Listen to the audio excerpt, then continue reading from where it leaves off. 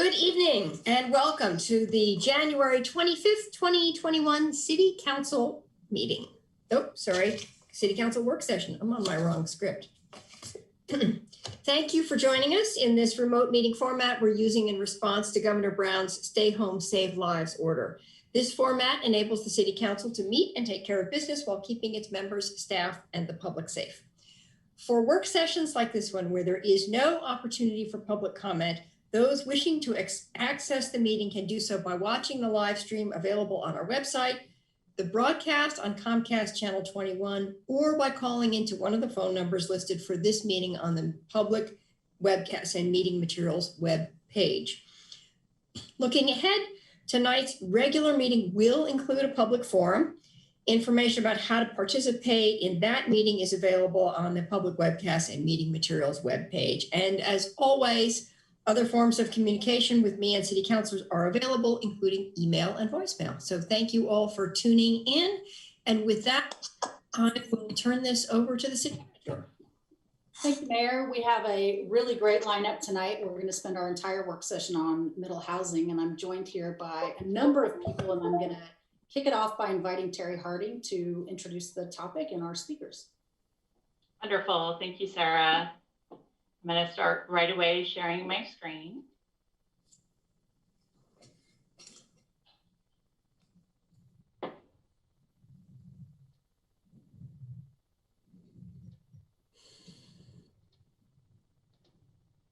There we go.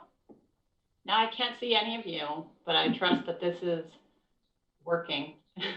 It's working. Okay, great. Thank you for the verbal feedback. Good evening. I'm Terry Harding. I'm the principal planner for Community Planning and Design team, and I'm happy to be here with you this evening. We're going to be updating you on House Bill 2001 and the city's progress, our project goals. We will summarize themes from our fall outreach, which we've put into 8 guiding values and principles, and hear about the equity roundtable process and healthy democracy panel. And that's kind of part 1 of tonight's work session. We'll break for a round of council questions and then move into a discussion of the economic feasibility analysis that is currently underway. And finally, we'll talk about the final adopted state rules for middle housing and next steps for how we get from the rules to code concepts to final code language for Eugene. As a reminder, the overall goals of the middle housing project are to comply with the House bill, first and foremost, to further ongoing work aimed at addressing equity and affordability, and to enable more production of diverse types of housing across Eugene. In this way, we're connecting the work on middle housing to the bigger picture of implementing our community vision as outlined in Envision Eugene.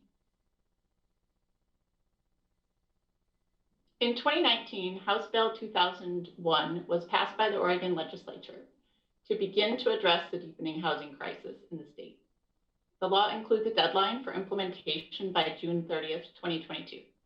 If the city chooses not to adopt our own code by that deadline, the state's model code will apply directly. Under the new law, Oregon cities over 25,000 population are required to allow middle housing types in areas that allow single detached dwellings. The middle housing types are duplexes, triplexes, fourplexes, cottage clusters, and townhouses. Cities must allow duplexes to be built on each lot within the city limits. Triplexes, quadplexes, cottage clusters, and townhouses must be allowed in residential zones that allow detached single dwellings, but not necessarily on every lot or parcel. The rules that were adopted by the state in December of last year specify what Eugene needs to do to meet minimum compliance standards. Many of the minimum standards outlined in the adopted rules are tied to lot size. For example, triplexes must be allowed on lots in the city over 5,000 square feet in size. This map, which is on our website, and you can click around and expand it to zoom in on any particular neighborhood, but it shows lots over 5,000 and under 7,000 in peach color. Lots over 7,000 are shown in green. So all of the peach and green lots are bigger than 5,000 square feet in size, and so are required to allow a triplex. Note that the grayed out lots on this map are not in the city limits, and HB 2001 will not apply until owners annex into the city. As I mentioned, this map is on our website, and there's a link at the end of the presentation, so people can click around and see what will be allowed where as Eugene implements the new law. Here's a refresher on our project phases. We completed phase 1 and are transitioning into phase 2, design and code concepts. In the spring, we'll move into code writing. For a little more detail, this chart shows the major schedule and project tasks. Planning Commission and City Council check-ins are shown on the top bar. A period of public involvement and state work happened in 2020, and we're now moving into a period of code development and public outreach to gather feedback on those ideas. Public outreach will ramp up in February with an online survey, meetings in a box, and Roundtable and Healthy Democracy meetings. Code products are due from our consultants by June of this year, and the final code deadline for implementation locally is June 30th, 2022.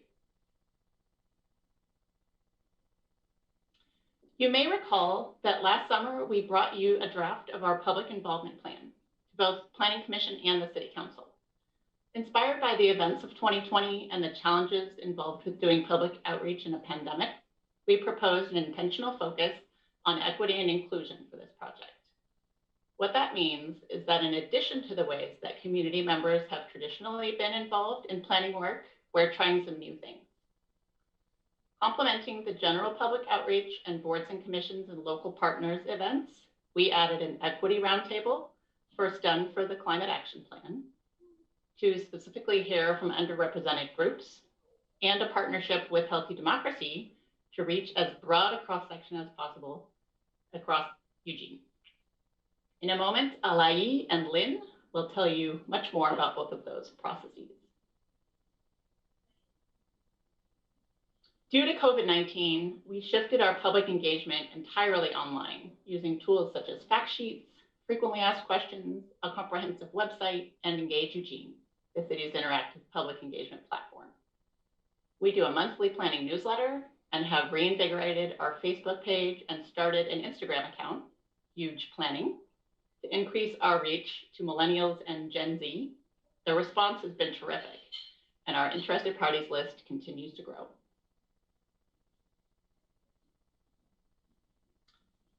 From all the outreach done over the fall months, staff has synthesized what we heard into themes expressed in 8 guiding values and principles, and they're attached to your packet this evening.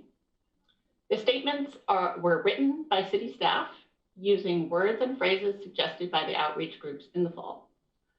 Many themes were suggested by more than one group. Themes of access and equity, affordability, and sustainability were discussed many times at the boards and commissions, local partners, and equity roundtables, the Healthy Democracy panel, and in the student outreach. The outreach groups also discussed wanting to foster a sense of belonging for all, create wealth building opportunities, recognize the regulatory actions required by House Bill 2001 as part of a bigger picture of housing work, and to increase the vibrancy of Eugene's neighborhoods. Together, the values and principles will be used by staff as we work with consultants to draft code and policy language to implement the law. And now we're going to move over to Alai to tell us more about the Equity Roundtable. Hello, everybody. Thank you so much for having me here. Thank you, Terry. So I'll be talking a little bit about the recruitment, who's participating in the roundtable, and some of the hopes, fears that people shared around middle housing and thinking about allowing middle housing across Eugene, and what some of the suggested principles that they put forth, which you'll see that they reflect some of the principles that Terry just mentioned right now as well. And Terry, we pass the next slide. Thank you.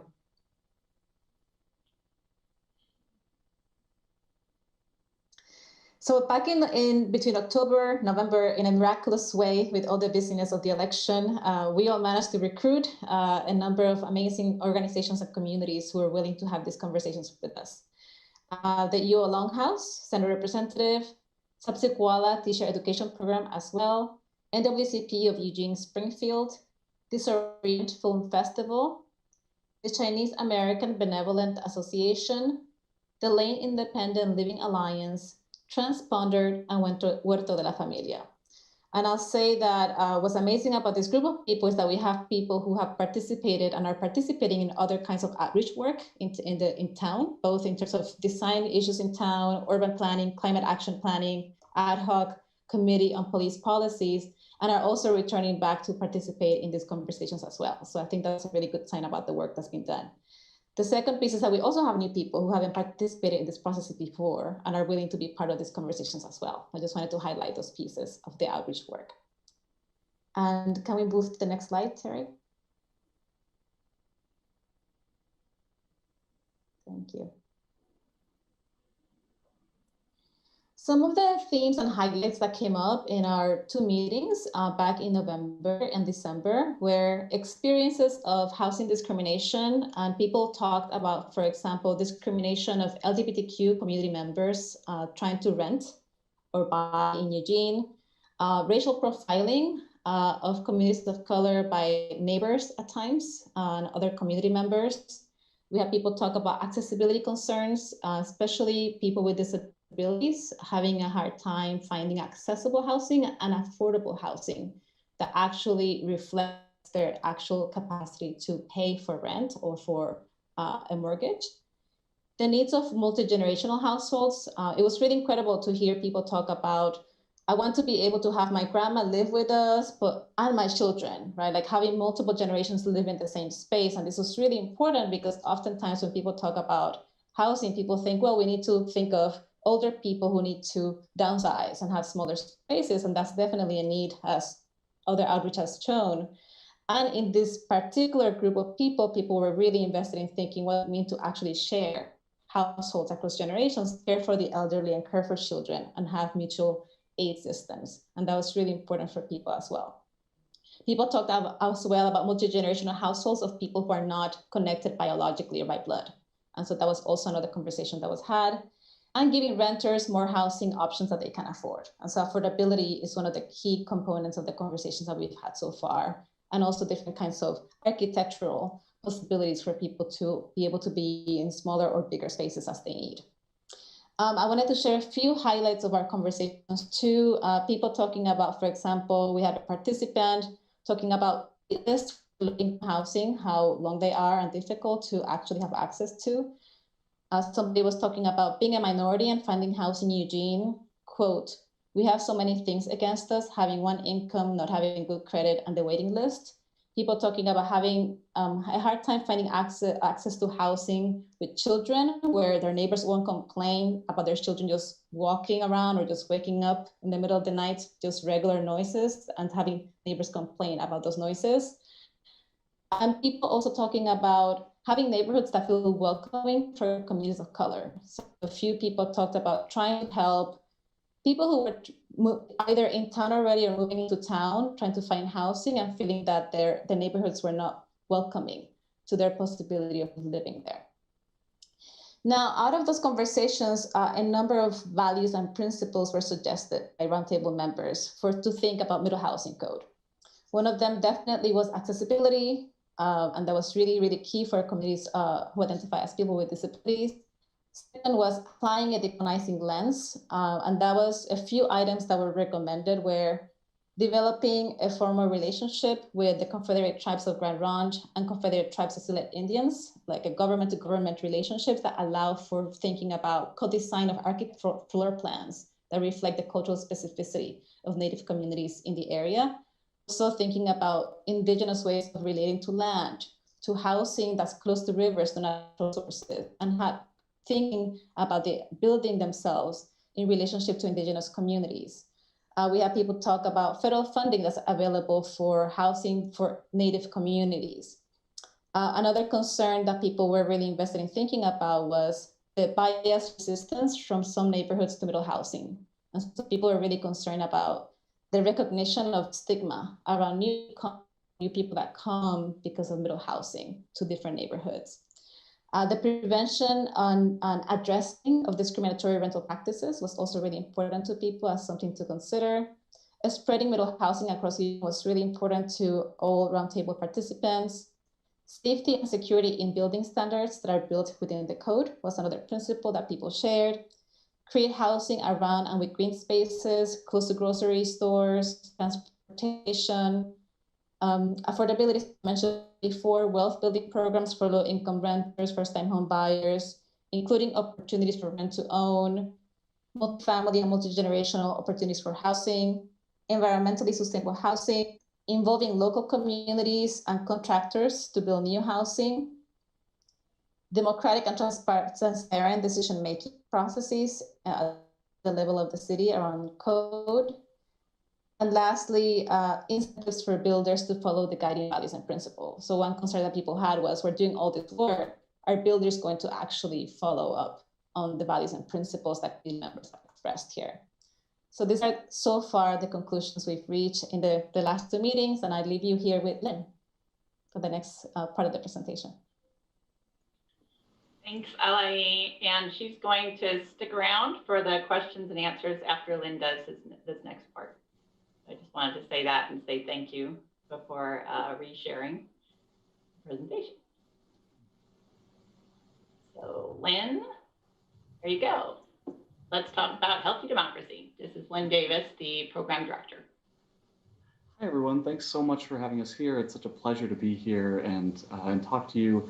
And thank you so much for the support of these kind of novel programs that we're talking about tonight. I just wanted to introduce you to who we are. First of all, we're a nonpartisan nonprofit based in Portland, but originally founded in Eugene, actually, about 12 years ago. We have one and only one goal, which is innovative democratic process. And just a few of sort of the core principles that surround this and every process we do, to guarantee representation across as many diversities as possible. I'll explain a little bit more what that means in a moment.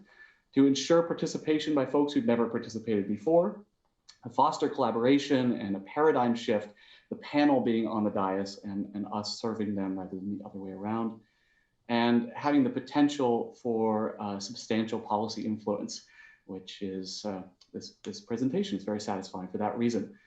The sort of method that we use, one tool in a grand toolbox of democratic engagement, is lottery selected, intensively deliberative panels.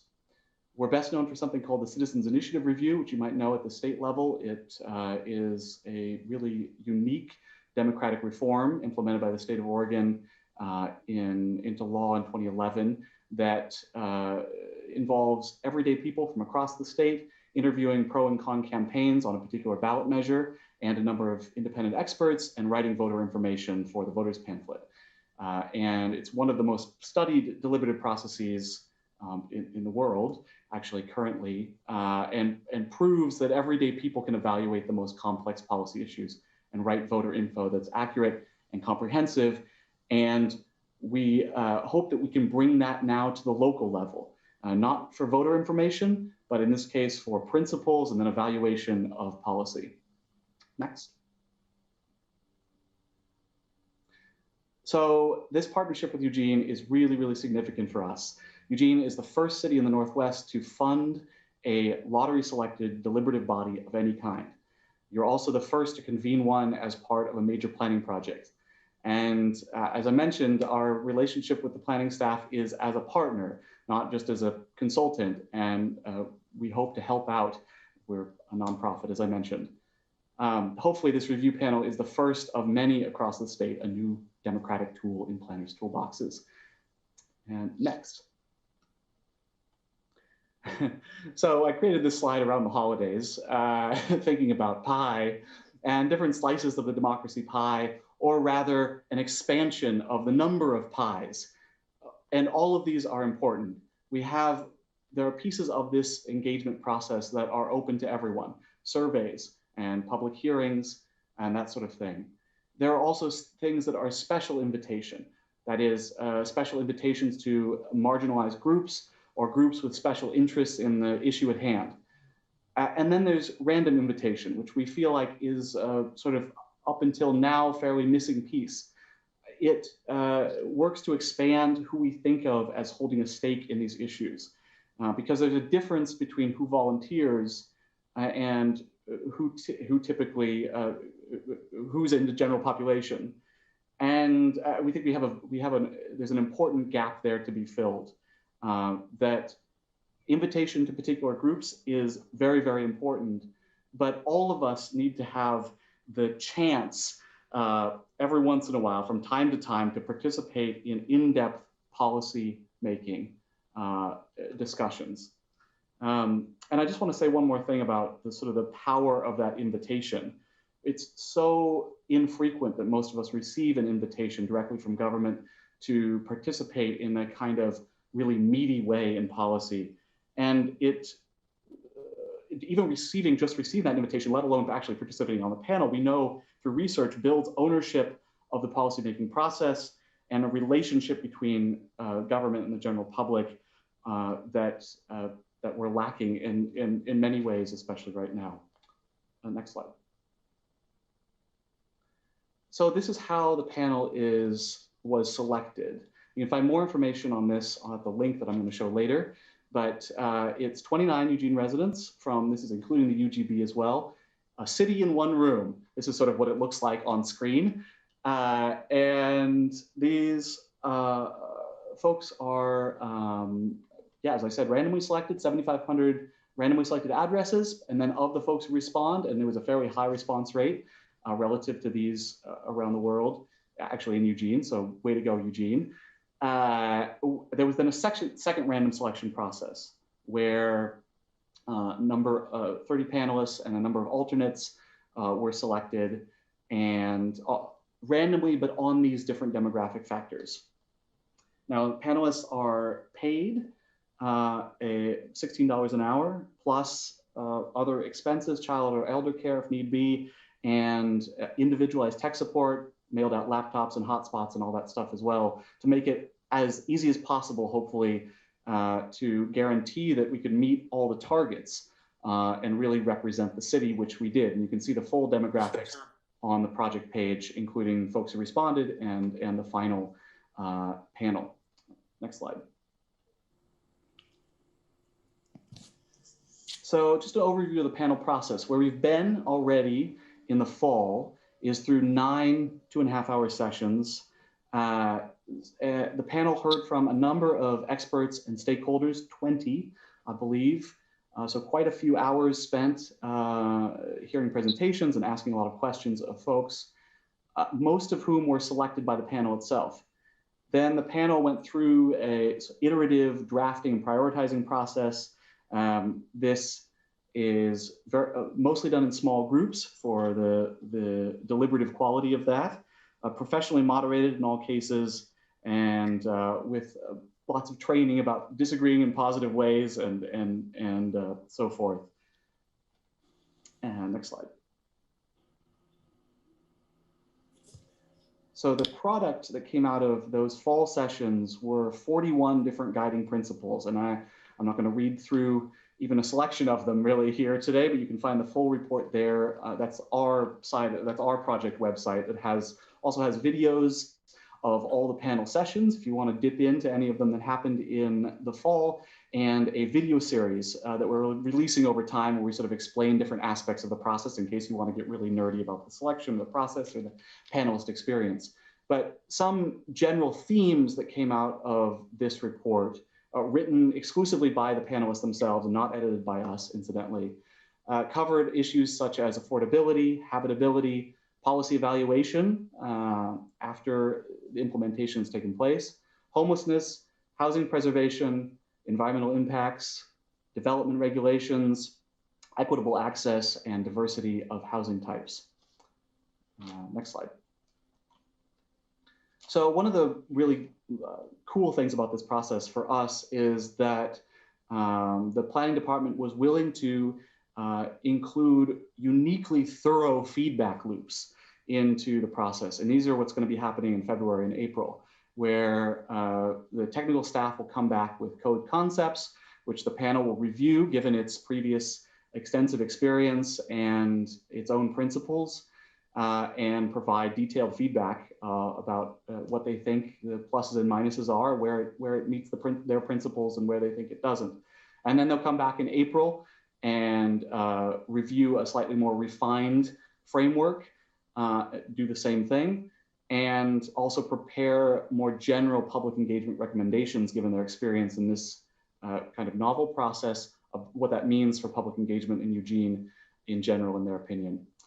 And I think with that, we'll go to a video that the panel prepared, or one subcommittee of the panel prepared a video where they interviewed fellow panelists on their experience with the process so far. And that's a heck of a lot more interesting than hearing me describe it. So let's watch the video if we can.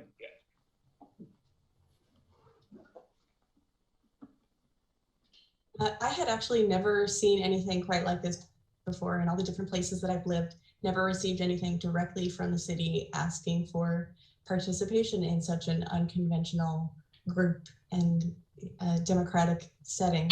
And it addressed some concerns I have about housing, some strong opinions that I hold. So I thought it might be interesting and worthwhile to send in my little form. And here I am on the panel.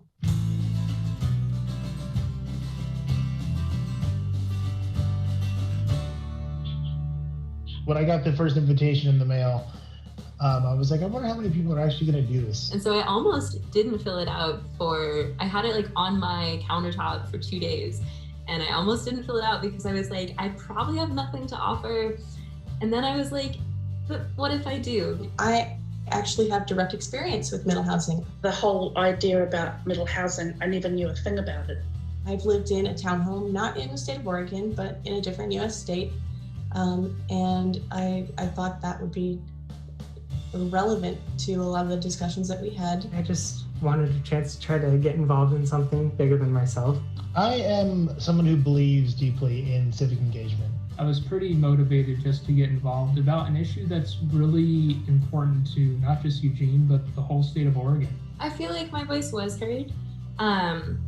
Definitely, was able to put a lot of input, I feel like, and honestly surprised myself. I surprised myself in how active I was. I didn't think I would have much to say when I joined the panel or was selected for it.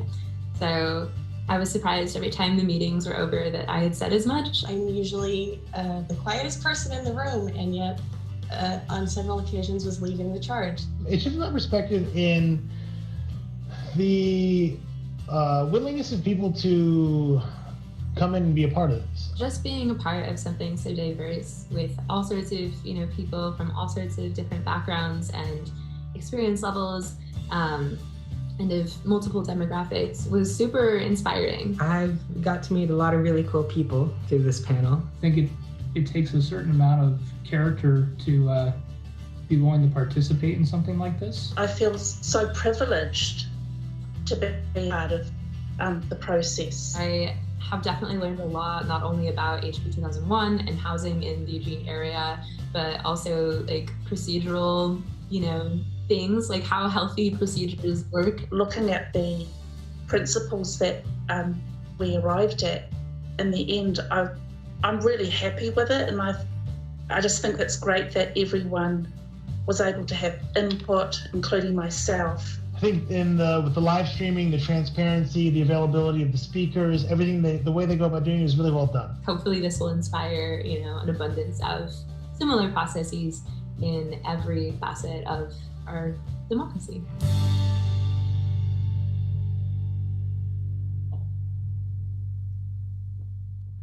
Thanks for running that, Terry. And I just want to mention that one of the panelists from the review panel is here tonight, Francisco. So if you have questions for him later, I'm sure he'd love to answer them.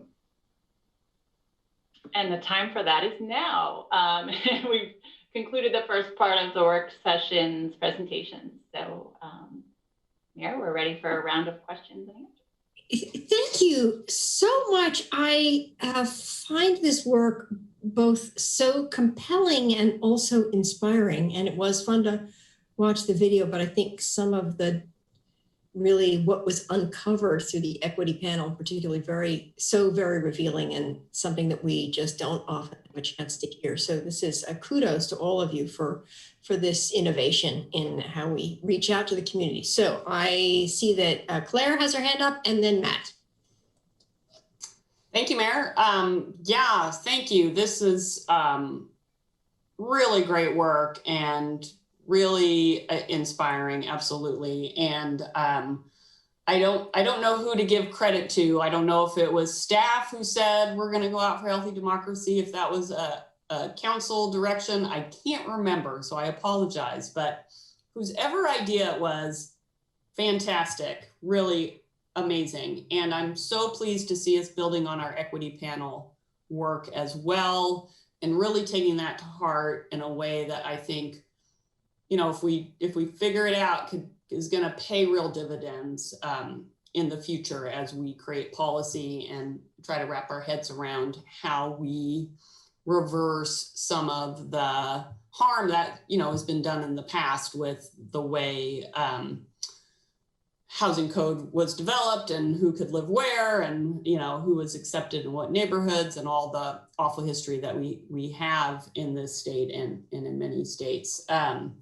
So one thing about the very interesting briefing on the responses from the Equity Roundtable, you know, one thing that stuck out to me was the concern people expressed about being stigmatized for being the new residents in middle housing. So if the housing's built and folks move in, are they somehow going to be viewed as other? And that's very concerning. And, you know, there's probably a lot of things that came out of the equity panels that we have control over. And that's one that's not, you know, not directly in our control in terms of a policy. So I think we're going to have to really think about how we continue to create a welcoming community, which is what Eugene strives to be. Really impressed that we're being leaders on engaging healthy democracy in this work with us as a municipality. I did have a question. When you talked about the panelists themselves selected the experts they heard from, how was that done? Were they provided a set of people to choose from, or subject areas? How did that work? Sure. Thank you very much. Yeah, there was a steering committee, so associated with the project, that has a city council member and a couple members of the planning commission and staff and 4 outside stakeholders.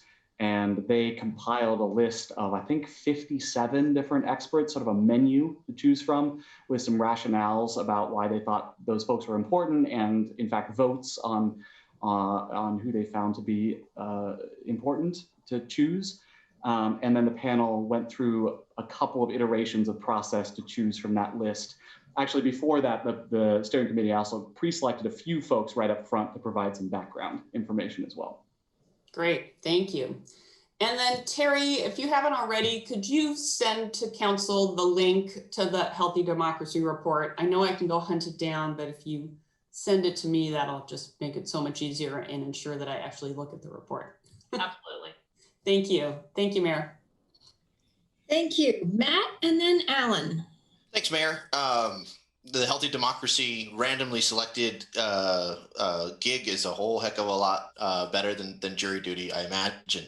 And I thank you, Francisco, for joining us. And I thank our panelists for the presentation tonight.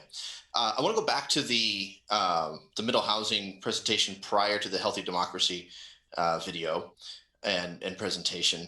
The word bubble, equity, access, affordability, walkability, all strikes chords with me, and all help define what I like to call the livability of a neighborhood.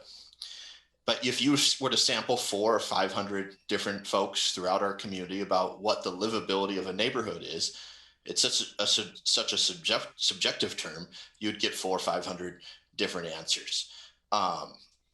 Francisco, was the livability a common theme in your conversations? And Terry, if you wouldn't mind commenting on the livability factor, was that something that is that a larger theme, or is that something that you've seen come up time and time again in your studies as well? Yeah, definitely. That was one of the things that we were discussing not only once, but several times among the group that I was working with. And among other things, that was actually one of the major things that we actually were discussing. I would just add that livability, like you said, does take on different connotations to different folks. But over and over again, not only Healthy Democracy, but the Equity Panel and the boards and commissions and local partners groups also brought up walkability, sustainability, and affordability over and over again. And so to many, I think those do constitute a livable community. Thank you. At some point, I'd like to follow up about, I don't know if it needs to be now, but I've been fielding questions after questions about infill in neighborhoods and the affordability or lack thereof of those particular units. We talk a lot about the missing middle, but there's a whole section of underemployed or unemployed folks or low income folks who arguably could be left to still scrap and scramble to find affordable housing options. And so I get the formula. I get it that it's about there's a real supply issue. But if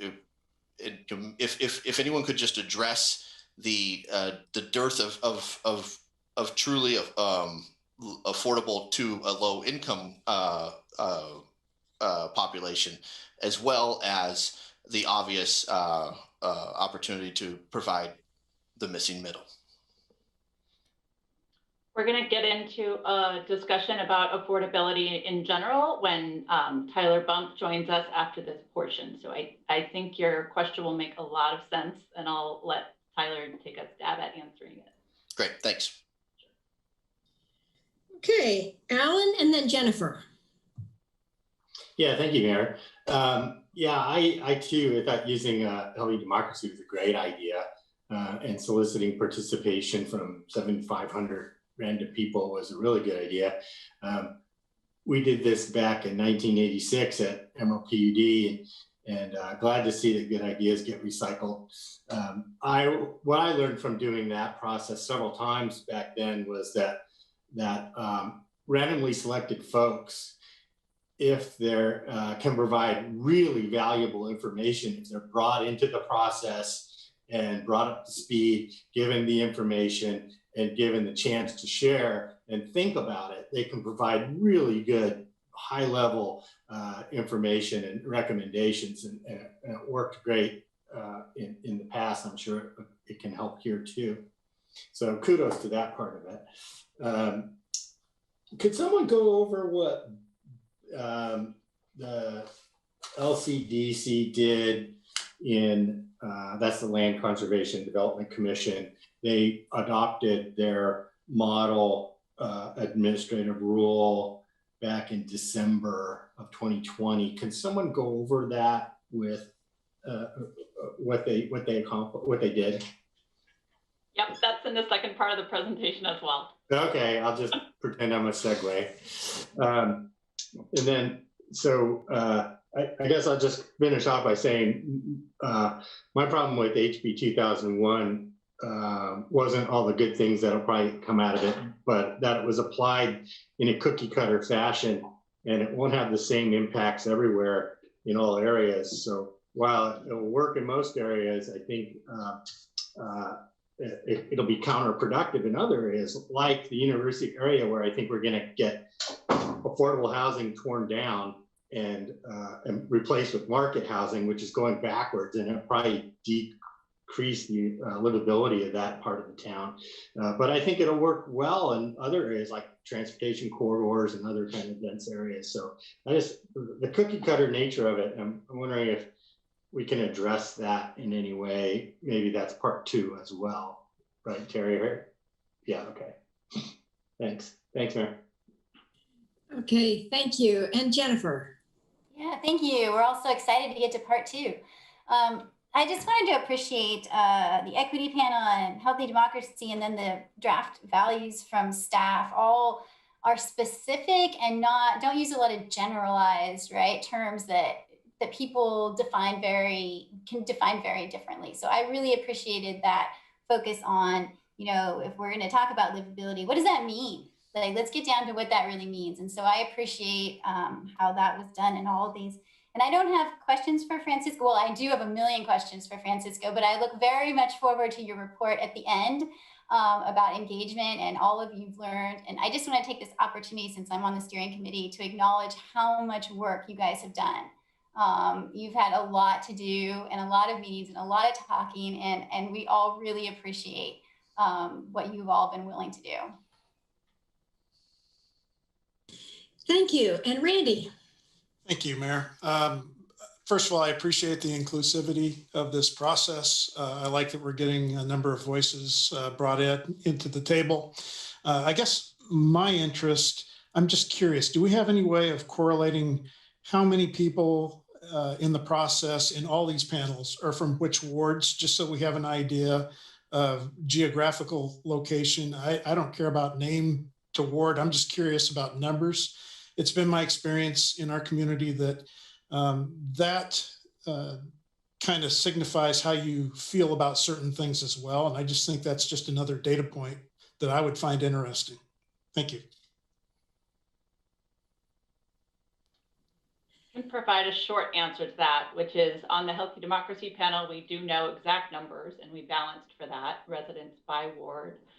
We always ask on online surveys where people live, but they have to tell us.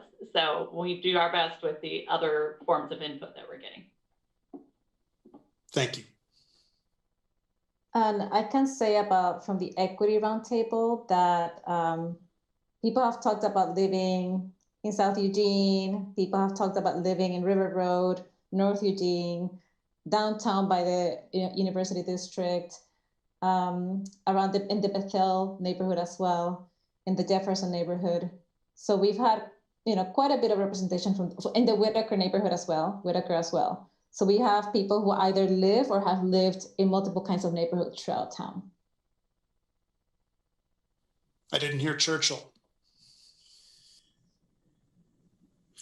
Thank you. I want to second Jennifer's comments of appreciation. 9 meetings in just a couple of months is a huge volunteer commitment, and with a lot of homework and a lot of time. So I appreciate that also. And I just have a quick question before we go on to the second part of this, which is, this is new. You're breaking new ground in terms of community engagement and how you reach it. Are there lessons that you've already learned in this first round and this that will inform how the next part of this process goes, or that you feel we would carry on into other work that the city is doing in other areas? Sure, maybe I'll take a first go at that and pass it to Francisco. Yeah, lots of things. The way somebody mentioned the expert selection, I think there's a lot to be learned there. That was a little bit rocky, and there was a large number of experts there, and it wasn't rocky when it got to the panel, but on the steering committee. And so I think there's a little bit some revisions there. I think we got to great stuff, but just the process there could be refined. There was some great stuff that's brand new to this process. Something we're calling task committees, where the committee actually, the panel actually split into subcommittees and provided its own staff support, essentially. Did its own summarizing of information, its own editing and proofreading, outreach, like I mentioned, and process oversight. So that's a thing that we're going to keep and expand to all of our programs.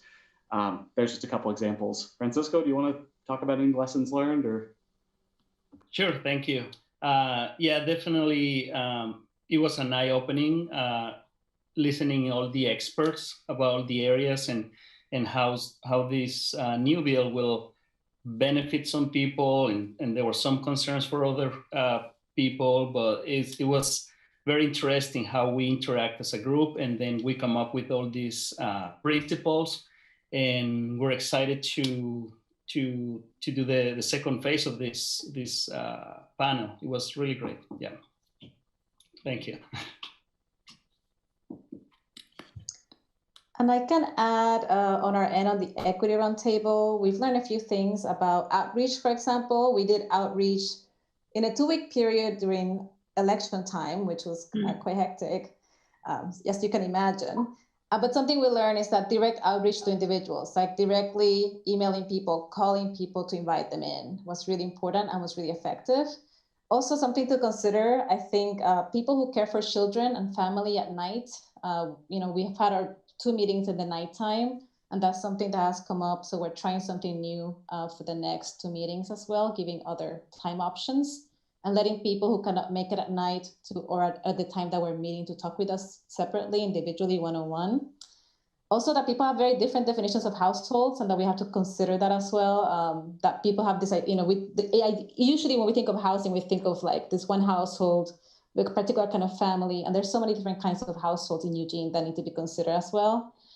And I think going back to Councillor Siret's question about what to do around the question of people feeling welcome or not, and feeling stigmatized in neighborhoods and around middle housing.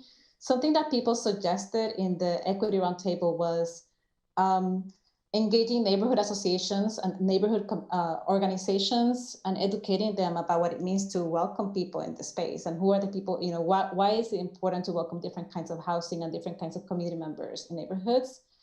The other piece is the question about, one thing is to talk about legal segregation. And some people may say legal segregation is over legally. And then there's social segregation that has stemmed out of legal segregation. And so thinking about how that social segregation and the ways in which people have imagined neighborhoods in Eugene, it has impacted underrepresented communities. That's also something else that has come up in our conversations as well. And lastly, to Councillor Keating's comment about livability, the question of proximity to transportation is key. That was really key as well in our conversations, and proximity to food. So just didn't want to lose those points as well, thinking about livability. And I'll be asking about Churchill and other neighborhoods next time we meet to get that information for Councillor Gross. Thank you for bringing that up. I'll let you know mine too. Thank you so much. I'm eager to get to the second, and I will be interested to see how we connect the dots between those values and those priorities, that the sort of multi-generational housing, the welcoming neighborhoods, how we connect that to the work that we're doing to meet this sort of statutory requirement around. So this is a fascinating process. Thank you so much. And with that, I'm going to turn it back to Terry for the second round here. Great, thank you. I'll just add one comment because you asked what the city might be learning as we went through the first part of this process. And the 2 key takeaways I've had so far are that we've totally exceeded my wildest expectations for raising voices of people typically not involved in planning conversations in our community. And we have unwavering leadership support from city manager, council, and the state planning agency to do this work. And that is critical. Other communities are asking us how we got this work started with this approach. And that's one of our answers, is that you have to have the leadership behind you all the way. So thank you all for that. Okay, we're going to go into the next piece here. And I'm going to pass it over to Tyler. Tyler Bump from Echo Northwest.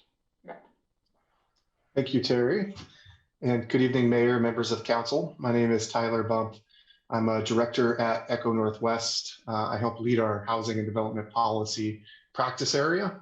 I specifically have been doing a lot of work on middle housing in communities throughout Oregon, as well as in Washington and California and other parts throughout the country as well. And I'm really excited to be working with your talented staff on this project. It's been a great project to work on and think through some of these issues. We are working with Eugene planning staff to evaluate the likelihood of various types of middle housing and how middle housing can develop differently in different areas based on market conditions and site conditions. So those are the 2 main things that we're looking at in our analysis here.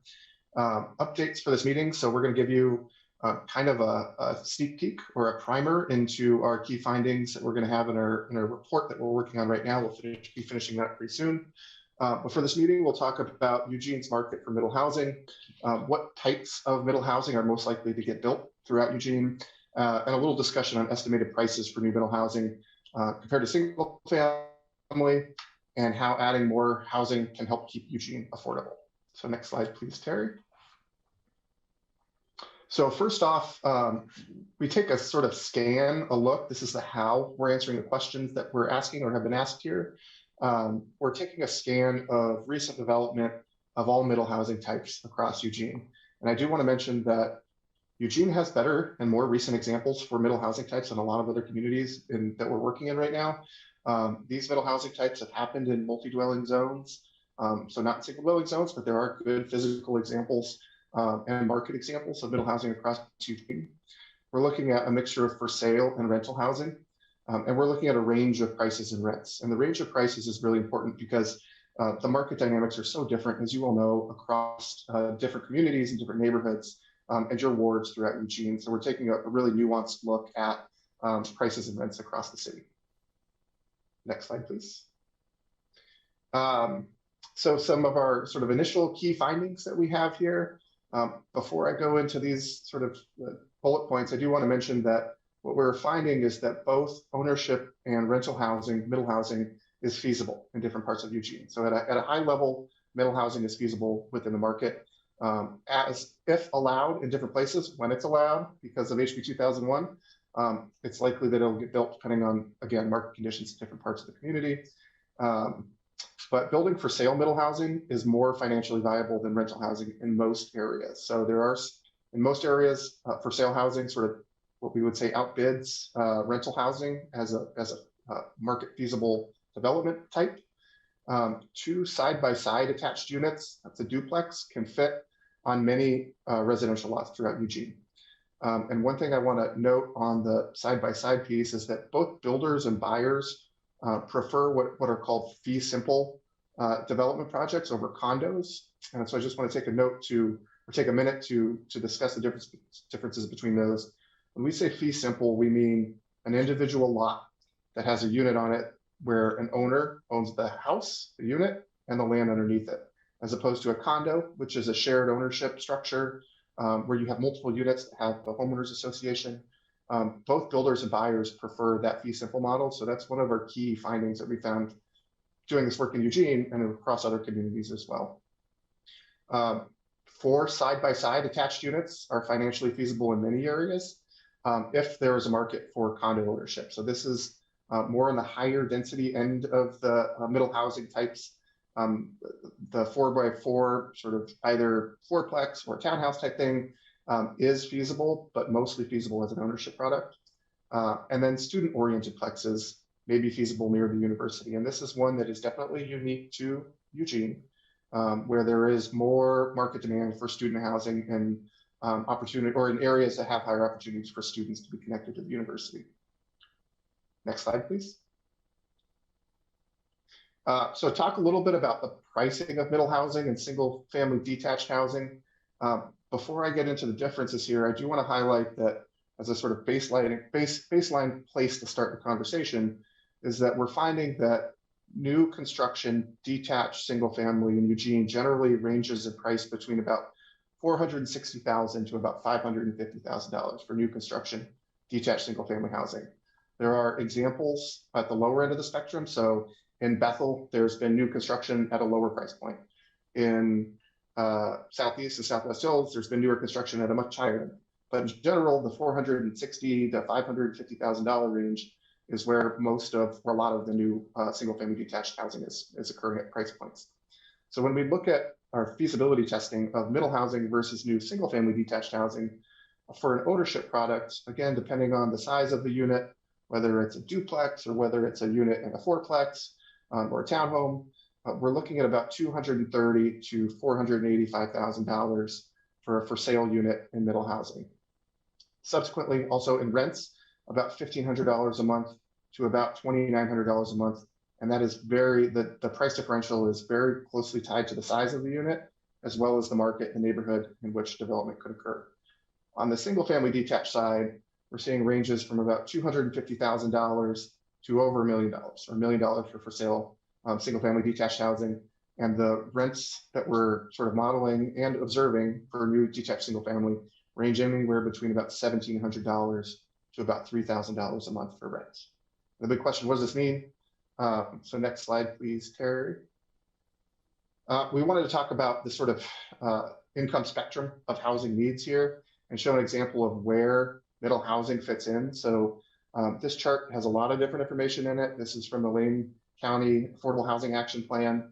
But the square bar or the rectangular bar is the range of annual incomes and price points of middle housing. So generally middle housing, new construction is built between about 80% AMI and about 140% AMI, and that's area median income. And again, a sort of baseline point, 100% AMI for a family of 3 in Eugene is about $63,000 a year, which equates to about $1,580 in monthly housing payments, monthly housing costs. So that falls squarely in the annual income of a plumber, as you can see on this chart right here. So that's about the 80% price point. But the middle housing falls 80% to about 140% AMI. Single family, new construction, detached housing generally falls between about 90% and then way off the charts here when you get to the upper end of the spectrum. So just a little bit of context here. We are doing a lot of sort of thinking about how to communicate the stuff as part of our final report, and we'll be working with Eugene staff to summarize that in a way that's accessible for a wide range of folks as part of this work too. Next slide. Thanks, Tyler. Yep, that's the end of yours. And I'll just keep rolling here with the rest of the slides, and then we'll do questions for both of us. So for this last piece, we'll talk about the policy choices the city has now that the rules are in place. The rules were adopted on December 9th and went into effect on December 31st. They are geared towards development feasibility, are fairly prescriptive, but they do allow some local flexibility.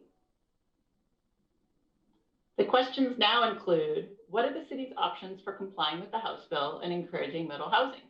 Where do we have flexibility and where do we not? And how can people engage and provide meaningful input into this process? And we're just at the start of figuring these questions out. As we've been listening to people over the fall talk about their fears and hopes for the project, we've come up with a way of talking about how we implement this bill. And it's a concept of levels of implementation. At a minimum, we know we need to allow middle housing in many more places across Eugene, and that will have us meeting the minimum Oregon administrative rule standards as a floor. The rules are finalized and they lay out the floor for compliance. But we do, as a city, have the option of going beyond the minimum and encouraging middle housing, for example, by removing code barriers and increasing flexibility for development. We could also choose to go even further and incentivize certain types of housing by applying minimal regulations or offering bonuses and incentives, for example, where units are kept affordable or located within walking distance of transit service. So these next 3 slides are examples.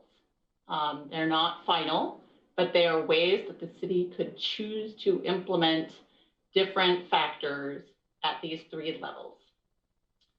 How much parking should the city require with new development, in this case, a new triplex in the R1 zone? We could, at the allow level, require 3 off-street parking spaces. That's what's specified in the rules. Or we could choose to encourage new development by reducing the parking requirements to 1 to 2 spaces total, and or allow some on-street parking to count towards that development. Thirdly, we could incentivize the development of new middle housing, for example, with affordable units or near transit lines that are shown on this slide as the yellow highlighted areas. Those are the key corridors from Envision Eugene. This is the example for lot coverage. The allow option would keep lot coverage, which is the amount of a lot that a building covers, at the same requirement as we currently have for single family dwellings. The little drawing there shows 50% building covering a 5,000 square foot lot and a 7,000 square foot lot there, doing some modeling of what the standards require. If we were to encourage middle housing, we could increase that allowance and allow a building to cover more of a lot, up to say 60%, or we could incentivize and up it to 70% or apply no limit with affordable units or near transit. And I included a little picture here of an existing incentive that we have for multifamily that locates near a transit corridor. The light green buffer is within a quarter mile of a frequent transit route, and the dark green is within a half a mile. And the third example here is for design standards. For this one, we could allow middle housing at that level by using model code standards that were negotiated through the rulemaking and that regulate such things as entry orientation, so that a home's front door faces the sidewalk, regulates the presence of windows and how wide the garage door can be. If we were to encourage the housing under the design standards factor, we could apply less restrictive standards than the model code.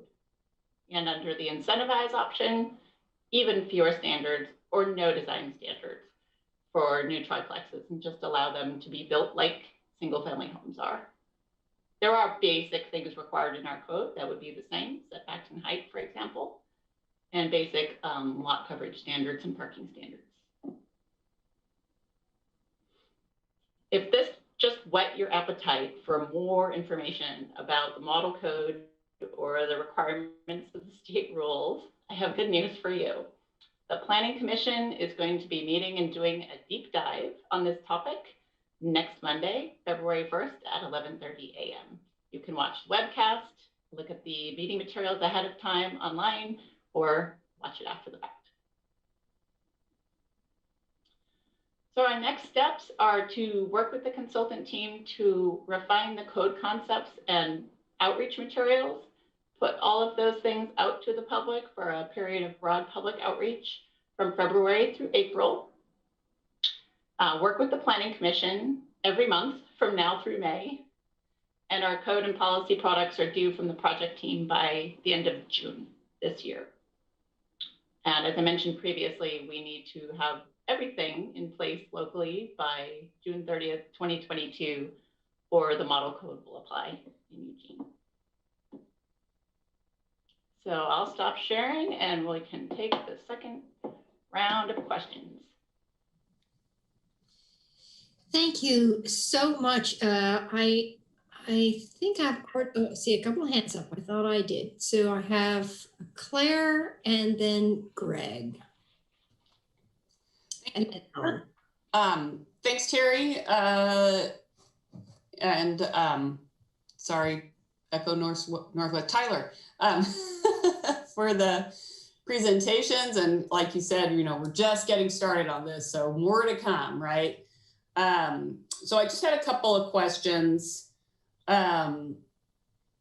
So as we are making our determinations about things that we as a city can do to try to reduce the cost of actually building housing, there are examples of other agencies such as EWEB that have certain requirements that can also implicate the cost of housing. And I think that that was brought to my attention when I met with the Home Builders Association a couple of years ago about, you know, I think there was a photograph, one of the photographs include this row of small houses that the developer built off of River Road. And, you know, he wanted to have one central electrical hub for them, but no, EWEB said, nope, every single unit has to have that hub, and that increased his costs. So you might not have an answer right now, but I just want us to be thinking, how do we reach out to an agency like EWEB and bring them along with us as we are kind of strategizing around how we reduce the actual cost of building housing. So if you have a response, Terry, that's great. If you don't, that's fine too. Just thank you for the question. I've noted it down, and it's definitely the kind of thing we'd be looking at that goes beyond things we can do in our code, but just things that might make sense to meet the overall goals of the project. Thank you. Yeah, thank you. And then in your examples, talking about, you know, allow your 3 levels. I don't remember what the middle level was, but then the last one was incentivize. And on one of those, you talked about maybe in areas that, or for affordable units or along transit routes, we would allow the units to take up 70% of the lot size. Is there a particular reason why you tied that to the being affordable or along transit routes? Would there be reasons to not do that for every development? That's certainly an option. It was meant to provide an illustration of expanding or going beyond the minimum regulations in kind of a sequenced way. But the numbers are in play for sure, and the applicability as well. Okay, great. Thank you. Those are my questions. Thanks, Mayor. Thank you. Greg, and then Al. Yeah, thanks, Mayor. Terry, a couple of things real quickly. Can you give me, 2 or 3 specific examples of, regulatory processes that, we can revise in this code to, one, make it more affordable and make it more attractive to developers to build affordable housing. And the second thing is when I've talked to these folks over years, over numerous occasions, the drumbeat is the same thing. We can't make any money unless we build market rate housing. There are really not enough tax incentives or subsidies, because subsidies have just about disappeared in this country as far as housing is concerned, to build the type of housing that we need. We've got a lot of middle income people who are making fairly good money, but if they want to buy a house, they're not looking at Eugene. They're looking at Springfield. They're looking at Junction City. They're looking at Crestwell or Cottage Grove. The biggest complaints that I've heard over the years is that we, as a city, as a planning department or whatever, make it extremely hard for developers who may want to engage in this type of housing to do so. So what are some of the regulatory things that we can remove? I know in my ward, Hayden Homes has built over the last 10, 12 years, 2 or 3 subdivisions that, were affordable, 1,200 to 1,400 square foot houses that were going for $133,000 to $175,000. I think that's the sweet spot for us. How can we, get closer to that sweet spot with the regulatory framework that you're suggesting? Great, thank you for the questions. As far as the first one, a couple of examples of regulatory processes that will be made easier. Several are included in the bill and we are required to implement. For example, we currently require a planned unit development application for certain types of housing like cottage clusters in R1, and that will no longer be the case. They'll be allowed by right. In addition, the new rules set the minimum lot size for triplexes and quads, like I showed on the lot size map. And that is fundamentally changing what's allowed and increasing the feasibility of those types of structures by removing a regulatory limitation. There's talk about a new bill in the legislature to make land divisions for middle housing easier. That hasn't passed, but we are tracking that. And there are certain things we can do even though it hasn't passed yet. And I want to give Tyler a chance to take a crack at your second question, just because he knows a lot about this and how markets work. And I wonder if you might give that a shot, Tyler. Sure. Yeah, thanks, Terry. And I think, Terry mentioned the HB 2001 requirements, which actually do help in a lot of different situations. And I think when we sort of think about the 80% to 120% AMI, what we're talking about really is mostly sort of characterized as workforce housing. And so it's not really like deeply affordable housing, but there are outcomes through middle housing that do support more workforce housing, 80% to 120%, that otherwise wouldn't be met in Eugene or are more challenging to meet Eugene. And so hopefully can provide more options from folks instead of going to Cottage Grove or Springfield if that's the outcomes that the city's looking for. So I think that's helpful. There are other jurisdictions that are trying certain things. Terry mentioned density bonuses along transit corridors. There are other cities that are doing density bonuses for affordable housing. A lot of these development standards interact with each other in ways that's a little bit like whack-a-mole, to be honest with you. So if you allow more units, you kind of have to think about the size of the structure to allow those units to be family sized, and you have to think about building site coverage. And so they interact with each other in interesting ways, but really it's about crafting those for the outcomes that you all want to see. And in my mind, I go back to the healthy democracy and equity panel visions, right? Of like, those are the things that you're trying to, or that the community so far during this process said that they want to see. So how can you craft regulations to help you get closer to that point or advance those visions and goals? And there are standards to do that. HB 2001 regulations start to get there, but there's things that cities can do to advance those affordability goals. Okay. Thank you. I have Alan and then Randy.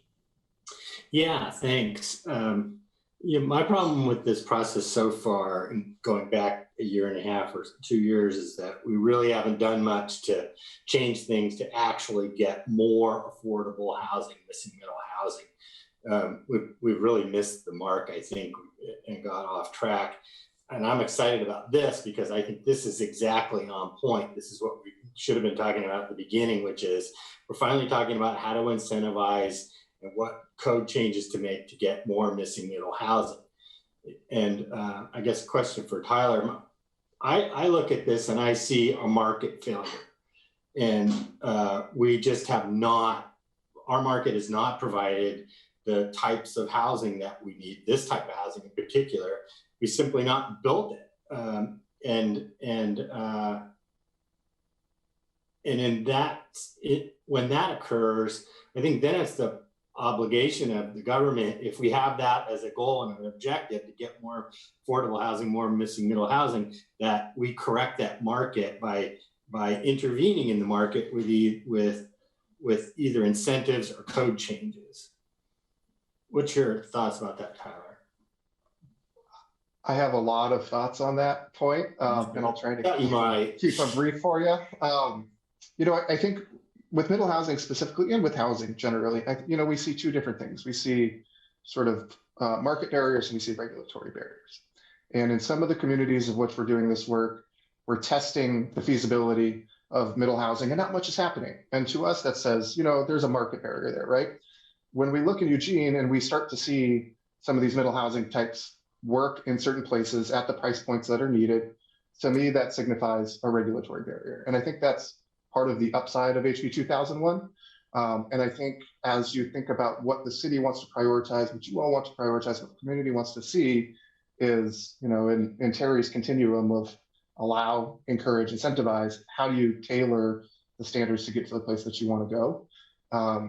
And there's going to be multiple objectives that need to be met. You have to think about infrastructure, you have to think about capacity, you have to think about all these things. But there's ways to get there. And I think, our analysis, this preliminary analysis so far shows that by fixing some of these regulatory barriers, that you're improving the likelihood of the housing to get built where there's demand for it, so folks don't have to go to other communities. And that we'll see how that bears out after HB 2001, but that's what we're seeing in the results so far. What have you seen in other communities in terms of solutions? For affordable housing? Yeah. Well, there's certain regulatory pieces that are honestly sort of paired with financial incentives. So I think the scale of development of middle housing is challenging to get regulatory incentives to work for deep affordability. And part of that is just the math of really the feasibility gap associated with lower revenues and lower rents to overcome the construction costs. So density bonuses, I think, can be helpful, honestly, for affordable housing if they're targeted to work at the affordability levels or set-asides that folks want to see. But oftentimes those are paired with homeowner limited tax exemptions. So reducing the tax burden for income qualified buyers, for first-time homeowners, for example. I think thinking creatively about packaging the financial incentives that are available to sort of leverage any sort of regulatory opportunities to incent affordable housing is helpful. I will also say that, we've heard pretty strongly from affordable housing providers throughout the state that this is a good thing for them because it means that they can create more units out of the limited resources that they have. So I don't want to sort of understate the helpfulness of HB 2001 to support nonprofit affordable housing developers to create more units than they otherwise would have been able to do. So I think there's not one solution for affordable housing, but it's one way to start to pull these things together in the middle housing context. Yeah, so I think of this, and I think of a builder. They buy a lot, and and then what they're trying to do is make money off of building a house and not lose money. And so if they build an affordable home versus a market-based home, the incentives that are involved in that are build the market-based home. And so I guess the question is, how do you deal with that when the market signals are set so that the builders, and it's borne out by what the mix that we have. We don't have a lot of this stuff because they don't make as much money on it. So is that getting over the regulatory barriers plus adding in some incentives to get this package of stuff to get you there? Yeah, I think that's part of it. I think, allowing this housing to be built in broader areas across communities is going to be helpful overall. So, allowing more dense housing has been pretty constrained in many places where maybe the market's not there to support it. I think that developers want to build different products, different housing types in different places, and that sometimes there's a mismatch there. So there's, I think, more likelihood that you'll see the demand for this being met by private sector developers. Again, without financial incentives or some regulatory incentives to get to deeper affordability, it's going to be a challenge. But in this 80%, 100% AMI, 120% AMI, I do think it'll be helpful. Back to my earlier question, Terry, which was about my problem with the cookie cutterness of HB 2001, where certain areas like around the university where they're going to wipe out affordable housing and put up market-based housing is kind of going backwards. And impacting livability in a negative way. So does this can this be area specific, or does it have to be cookie cutter across the whole city? And how does that work? And can you treat transportation corridors different from other areas of the city, like downtown or around the university? How much leeway do we have? And that kind of leads into my other question, which was, what did LCDC say about all this stuff back in December? Great. Well, thanks for the question. Yeah, no question. They said a lot. It was a very in-depth rulemaking process over an entire year with typically 3 to 4 hour meetings and 25 people on the committees. So these things were debated and negotiated and ultimately resulted in a set of minimum standards that broadly require middle housing across cities, large cities in Oregon. And so the lot size map that I showed you and the discussion about the minimum standards being a floor means that's the floor. We can't pick and choose areas, mostly for equity reasons, to apply different standards in different places.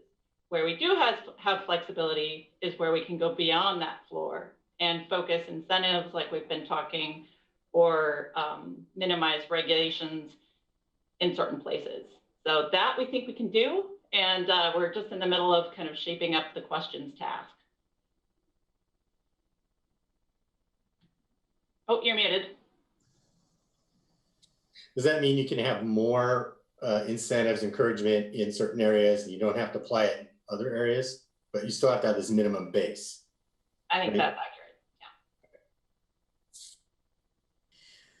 Okay, we have a big lineup here and just about 10 minutes. So I'm just gonna hope everyone can be succinct in their questions and responses. Randy and then Matt. Thank you, Mayor. Thank you, Terry and Tyler. I thought it was a good presentation. It's whetted my appetite for more. I just want to emphasize the importance that we create opportunities for people to own their own homes. It's one of the few vehicles that people of a broad range of income levels can accumulate wealth that carries them into retirement. And I think that that's incredibly important, that we help our community achieve that. I'm going to, as we go forward with this, and I don't really expect answers now, but things that I will be looking for are levers that we can put in place to reduce cost. You've touched on quite a few of those. I'd also like to look at SDCs and sliding scales and things we can do with that. Also, I'd like to know more. This isn't directly related to our work with the code, but I'd like to know more about programs that help people step into housing. I'm sure Councillor Clark has quite a few that he's aware of, but I mean, programs, for little or no down payment and what we can do to help with that piece. And then the last thing I just wanted to talk about briefly, I know we're very concerned about expanding our UGB, and I know we're trying to preserve prime farmland, and I agree with that. But when I drive to Cresswell, I drive to Junction City, I drive to Coburg, and I look around, there are housing tracts going in all over the place, and they're tying up prime farmland. So not only are we still losing farmland, people are then commuting to come back into the metropolitan area where most of the jobs are. So I just find that curious. It's something that I would like to discuss as we get deeper into this. I'm not, asking that we reopen things that have just been settled, but I think it needs to be part of the discussion and at least have a chance to discuss this, because, a lot of the people that are in housing are talking about that, including people that produce low-income housing. I was pointed out to me that there is not a lot of low-income housing in my ward just because there isn't really buildable land that's affordable. So these are things that I'm going to be interested in as we go forward. But thank you very much. Thank you, Matt, and then Mike. Thank you, Councillor Groves, for bringing up low-income availability. The AMI slide, Tyler, that you showed is fascinating, but it's when the median income of the city of Eugene is just north of $25,000 a year, there's still a large swath of our community who are just simply, we're pricing them out of an opportunity to raise a family here and build that wealth and equity that Councillor Groves so well articulated. Apologies for the dog bark. So I want to go back to the incentives, Terry, that you were talking about. I've talked a lot about my thirst and support for building up and not out along tier 1 transportation corridors. What sort of incentives are there to perhaps sweeten the deal for commercial on the bottom and residential on the way up within, let's say, a half mile of an MX line that would certainly allow for more opportunity and availability? I'd like to hear if that's a legal lever that we could pull. Sure, it is. It tends to be in the realm of multifamily housing, which we do have some of those programs in place already along our corridors. The map I showed was for a transportation SDC incentive that's in place for multifamily housing along corridors. So we don't currently have it in place for middle housing, and that is a thing that we could look at, for example. Cool. It's nice to see some heads nodding. Great. Okay, Mike, and then we have some second rounds. Thank you very much. Thank you to everybody for the presentation. But Tyler, I really want to appreciate your emphasis on the fact that the majority of the challenges we're facing with the lack of missing middle housing, with the lack of middle housing, revolve around regulatory issues. For me, that's been the drum I've been beating for a very, very long time. As somebody who works in the industry of loaning people money to buy houses, it's something that I see every day and work in every day. And when you showed those numbers, I watched my colleagues' faces. And I'd like you to bring up that slide again, if you could, on income levels and what can be bought in middle housing for income levels of certain sorts. Because Matt just said that middle income in Eugene was 25,000 something, and you're saying to buy a middle housing unit, one needs 55,000. So my question, and I absolutely agree with what you said, Tyler, that the middle housing is being built in communities all around us, but none in Eugene. And the people who make middle incomes on this graph are living in those communities and not ours. And I think that's been happening over time. As somebody who works in this, I can tell you that the basics of how much you pay in property taxes for the city of Eugene versus any other city around here, or versus those on River Road in Santa Clara that are outside the city, is sometimes almost a 50% difference per square foot. And to what Greg was mentioning earlier with regard to what can get built for what cost, Tyler, can you see anything in the range he was talking about of 1,200 to 1,800 square feet that gets built anywhere in our community, anytime you're aware of, for less than $200 a square foot? Gets built for less than $200 a square foot, or sold for less than $200? Sold for less than $200 a square foot. Thank you. No, that's probably just about the threshold, depending on the unit size. Yeah, yeah. I'm currently trying to buy a house. I made an offer on Saturday.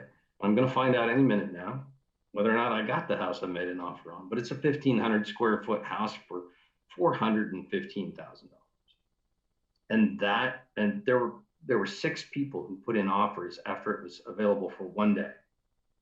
That's what middle is in Eugene, that or something very close to it, according to what he's telling us. And the demand is gigantic. The supply is non-existent. And it's predominantly due to what we've stacked on top of the cost of doing it. And I think the solution lies in us unstacking the cost of building homes of that size. Thank you. Thank you. I have Greg and then Claire for second round, and we have just a few minutes, so I'm hoping we can do these briefly. So I've got a quick question about housing design. So when I grew up back east, and this is still in play, you had the two family housing units. So you had on one footprint, you had the bottom, house, and then you had the house on top of that, which were connected by stairs and all of that kind of thing. My aunts and uncles bought those homes at very reasonable prices in the 50s and the 60s. Instead of going out, what's preventing us from going up with that style of housing? Because to me, that makes more sense than, doing the duplex, triplex, quad thing that actually, takes up more land. If we could build, units that go up on the same piece of land, and I'm not talking about apartments, I'm talking about 2 full family units on the same lot, one on top of the other. It's still in play in other parts of the country, but for some reason, folks on the West Coast don't seem to be enamored with that. And there's a lot of, different, mechanisms to deal with noise and all the rest of the stuff that we didn't have back then. So, you know, would that style of housing help us with reducing the cost based on the land that is, the cost of the land that is out there, and that's going up every day, and then being able to also achieve some of our goals around density? Yes, is the short answer. That's all still in play, still on the table. The form a duplex can take can be side by side, it can be stacked, it could even be detached. Two separate units can on a lot can be considered a duplex if the city chooses to define it that way. Some of the rules also encourage duplex divisions. There's a whole set of the rules that get into those details. So we'll be getting into that more on Monday with the Planning Commission. Okay, Claire. Thank you, Mayor. So just a quick comment in response to some of what was said, though I appreciate Councilor Groves kind of pondering the question of, you know, our goals to preserve farmland while we see other communities building on some of that farmland. I really think those smaller cities are going to continue to be under pressure to continue to build kind of regardless of what we do. I mean, I think there'll be some interaction between that, but the state of Oregon's population grows every year and it's going to continue to grow, and all cities and towns in Oregon are going to be looking at ways to build more housing. But because this is such a hot topic, I wonder if maybe at our next presentation, if we could get some stats and data about what is being built in these other communities near us and what are the price points there. And so we can see that comparison. And then a question I forgot to ask in the first round was, you know, there's this theory, and I've held this theory, but I don't actually know if it's valid. Will having a greater number of new units, even ones that are built at this higher price point, have an effect on affordability throughout our city? And I'd love to have an answer to that now, if possible. Tyler, I'd love for you to answer that. I can answer that. The short answer is yes. You know, one of the things that we always like to talk about and remind folks is that housing production at different income levels meets different segments of demand or different needs within a community. And that without meeting demand for, you know, higher income households or moderate income households puts pressure on the lowest income households and the most vulnerable that have the least options in our communities. So it does directly impact housing supply more broadly. Does impact folks at the lower income levels more intensely because of lack of supply. I think it's also helpful just to think about the wide spectrum of housing needs too. So you have housing needs on the upper end, you have housing needs on the lower end. The question is, how do you get there to meet different housing needs or different housing needs for different household incomes? But certainly creating more housing options at different price points helps the housing market overall function in a more productive way that has less impact to those that have less choices in their housing costs and their housing situations. Thank you. Thank you all. This is obviously a discussion we could spend a lot of time in, but I do want to remind council that you actually will have an upcoming council meeting on housing tools and strategies, which was also your effort to define some of the regulatory and other barriers that we've created in our community that restrict housing. So that ties together with this, that's coming fairly quickly. So thank you, Terry, and thank you, Tyler. And really an interesting evening. Thank you for all that work. And we are adjourned until 7:30.